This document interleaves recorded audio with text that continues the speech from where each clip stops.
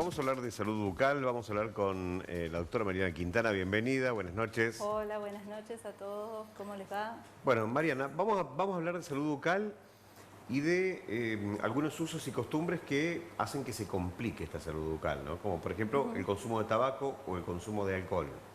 Sí, cosas muy cotidianas en nuestra vida y que muchas veces cuando uno habla de tabaco o alcohol piensa por ahí en otras cosas o en otras partes orgánicas más preponderantes y no justamente la boca.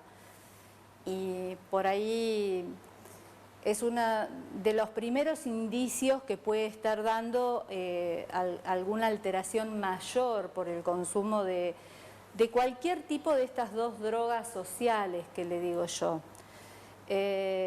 Porque realmente son así, están permitidas, no están prohibidas, sí se aconseja a quien las consumen los potenciales problemas que puede causar, generan una elección en la persona, pero en realidad los componentes tanto del tabaco como del alcohol está comprobado que tienen directamente neuromoduladores que provocan adicción.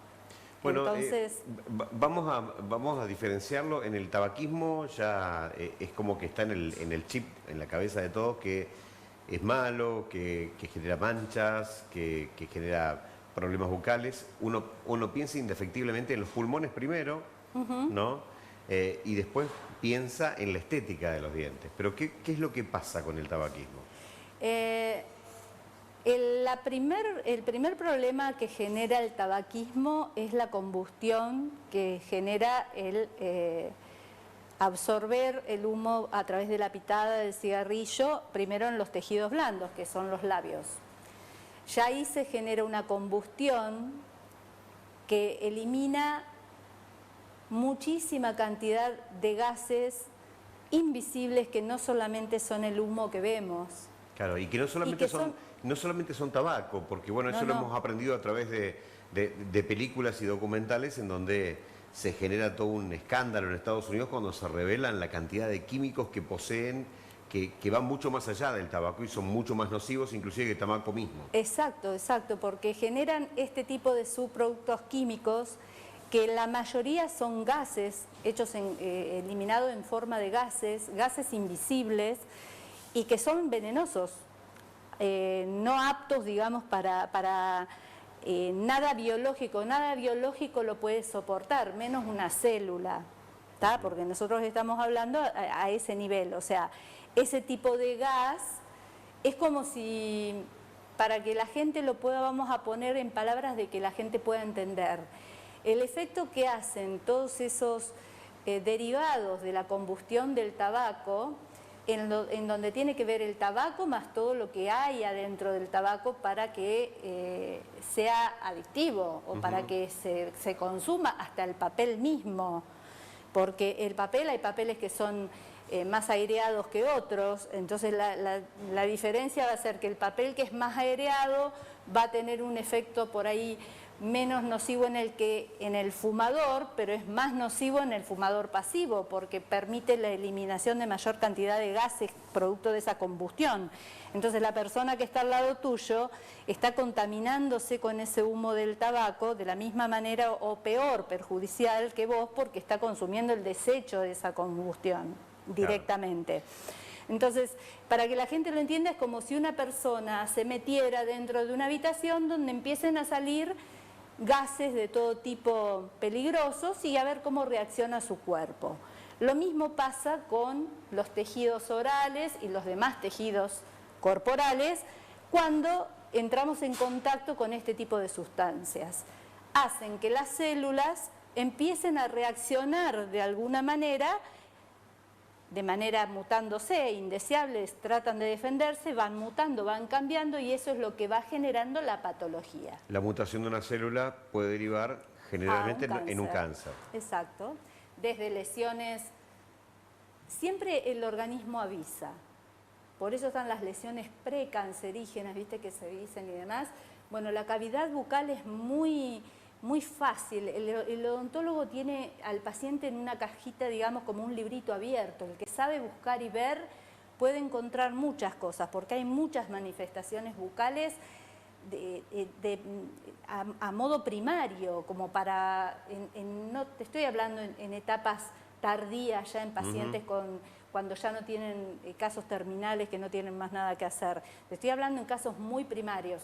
Y lamentablemente el consumo de estos dos tipos de drogas, que le digo yo, es cada vez más joven, así que hay muchísimos chicos que van a tener una afección mayor a la de los adultos mayores que hoy pueden padecer algún tipo de esa enfermedad. Yo había hecho algún tipo de división con el tabaco, que uno lo tiene ya en claro que es malo, y con el alcohol generalmente la gente hace alguna división, ¿no? Entre un consumo problemático y un consumo moderado. Hasta muchos se quedaron con la frase de Favaloro que dijo, bueno, 2 copitas al día no hacen más de Cabernet Sauvignon para arriba, había dicho el doctor en su momento. Contame cuál es el impacto del alcohol, inclusive en un consumo moderado, si puede traer problemas. A nivel bucal sí, porque justamente esa observación que vos decís que hasta nos tendríamos que tomar una copita de un buen Malbec o un Cabernet Sauvignon todas las noches porque ayuda y demás, es justamente por uno de los componentes que tiene el vino, que son taninos, que son con unos pigmentos que son fenoles, que son antioxidantes.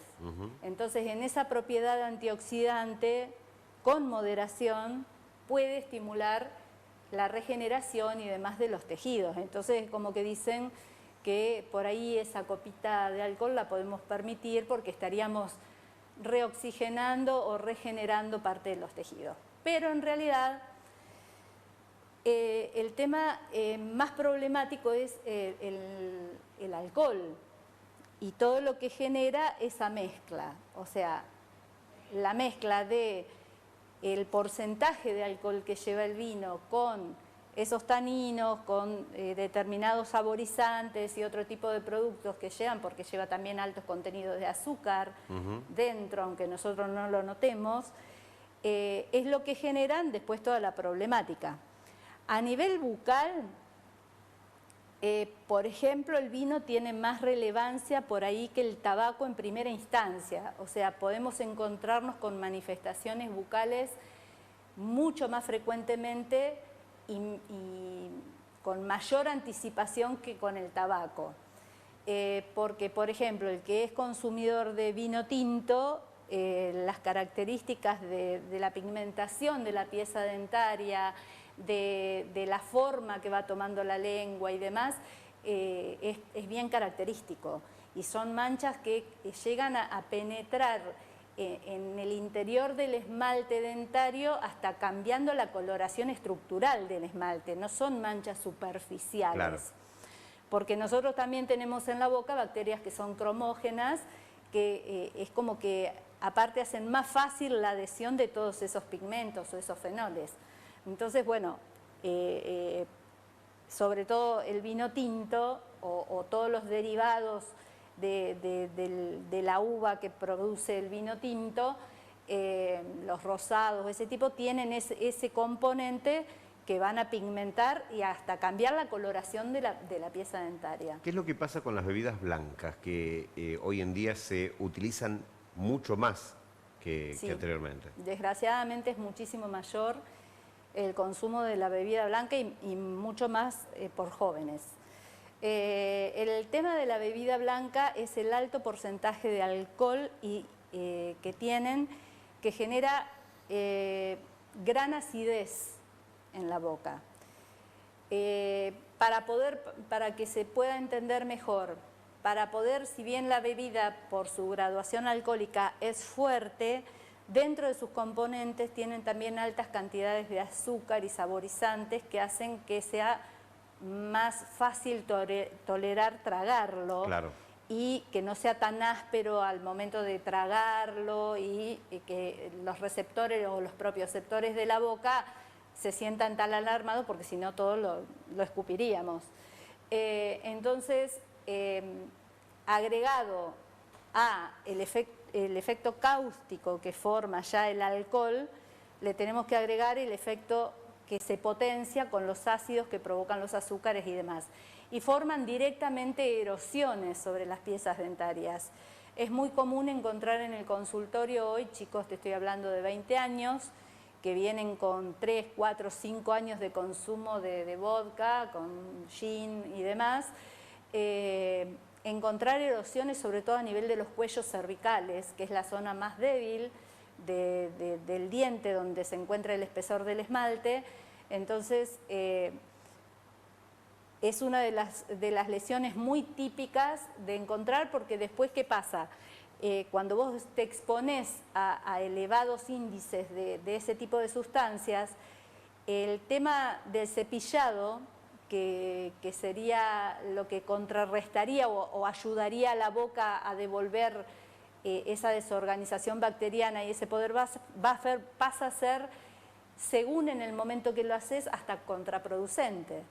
Porque si vos, ponele, estás en una cena y terminaste de cenar, se fueron todos, te tomaste tu última copa de vino, de whisky o de lo que fuera en un evento social, ¿y qué es lo que primero que haces? Vas y te querés cepillar los dientes y ya está. Bueno, es contrariamente lo opuesto. Tenemos que esperar por lo menos 20, 30 minutos para poder cepillarnos, porque si no el cepillo hace justamente el efecto más abrasivo. Eso es lo que te estaba por preguntar en lo que seguía, ¿no?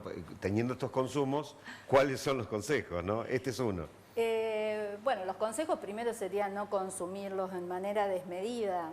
El problema es que ¿cómo controlás? Hay que tener realmente un control muy grande cuando empezás a fumar o a beber en eventos sociales y después se hacen cada vez más habituales, porque está comprobado que tienen componentes que alteran los neurotransmisores y provocan adicción. Entonces esa adicción nos da un placer y queremos volver a hacerlo.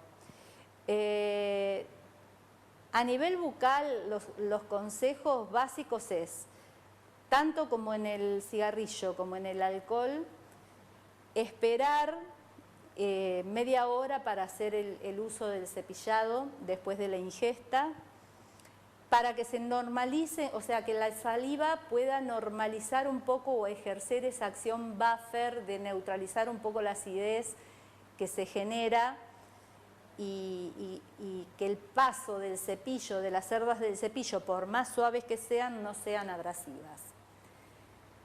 Segundo, el hidratarnos muchísimo, porque tanto el alcohol como el tabaco, una de las grandes causas o consecuencias que tiene en la boca es la disminución de la saliva, porque afecta también a la ralentización de las glándulas salivales. Entonces nos encontramos con bocas más secas, más ásperas. Entonces la hidratación, el consumo de mucha agua es fundamental. Y después, bueno, todas las medidas preventivas que siempre estamos hablando los odontólogos, y en cada caso en particular, normalmente el odontólogo hace una anamnesis o le hace preguntas al paciente cuando llega al consultorio, y de acuerdo a si es fumador o si tiene un consumo muy asiduo con el alcohol y demás, seguramente le va a dar ciertas indicaciones para tener en cuenta en la profilaxis posterior que hay que hacer en casa, porque, a ver, el control odontológico es estricto y necesario en estos casos, porque tanto las manchas que genera el cigarrillo y demás no son manchas que se las vaya a poder sacar el paciente solo, las tenemos que hacer con limpieza profesional. El alcohol puede generar pequeñas úlceras o microvesículas tanto en la lengua como en los carrillos o en la mucosa labial, o la esqueilitis, que es la resequedad labial, y eso el paciente concurre como diciendo, no sé qué comí, qué me pasó, que me salen ampollas permanentemente. La presencia de aftas recurrentes en la boca las tenemos que tratar también. Entonces, la presencia del profesional tiene que estar muy acompañada. Y después, sí o sí, las indicaciones que el profesional tiene que darle al paciente en la habitualidad de lo que tenemos que hacer en casa, el aumento del consumo de agua, el uso de ciertos enjuagues que ya son más específicos para neutralizar la acidez o la patogenicidad o el cambio que generan en la flora natural del biofilm de la boca, el consumo de estas sustancias y alguna que otra medida más de acuerdo a lo individual del paciente que uno crea conveniente. Bien, bien. Mariana, desde ya muchísimas gracias. No, gracias a ustedes.